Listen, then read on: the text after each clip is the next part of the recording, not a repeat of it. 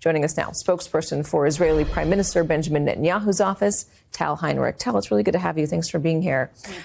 Is this deal going to get accepted?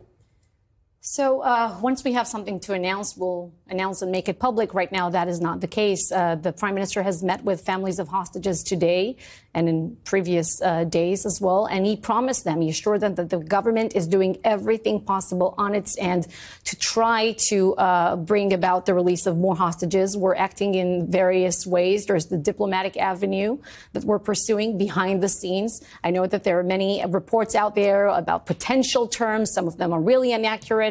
But we don't really expand about what's inaccurate. No, we don't really exactly my next sentence. We don't really expand publicly about the nature of these talks through international mediators. If it's, the United States obviously is involved in Qatar and Egypt, or the terms that are being discussed for a very good reason. It's all very sensitive. Human lives hang in the balance and we don't want to risk it.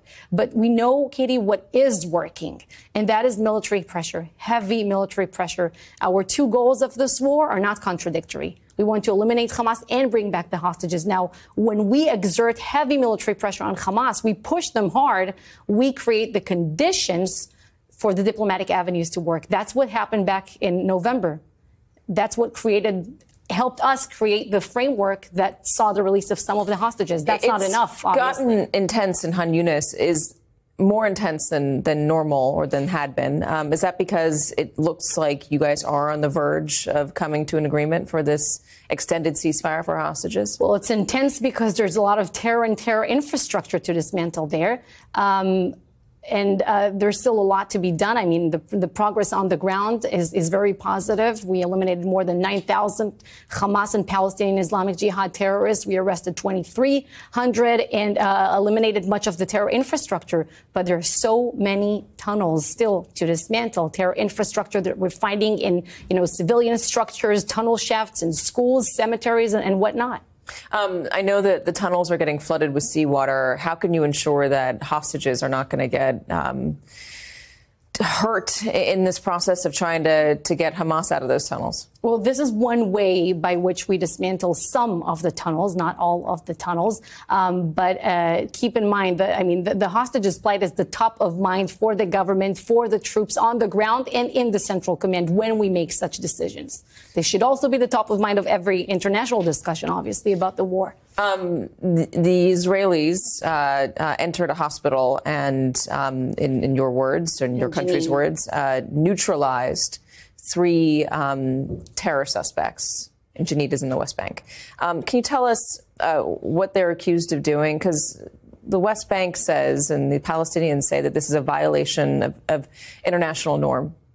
Well, this was a targeted raid with no collateral damage. We neutralized the 3 terrorists. They were part of a terrorist cell, Palestinian cell of terrorists inside that were hiding inside that hospital.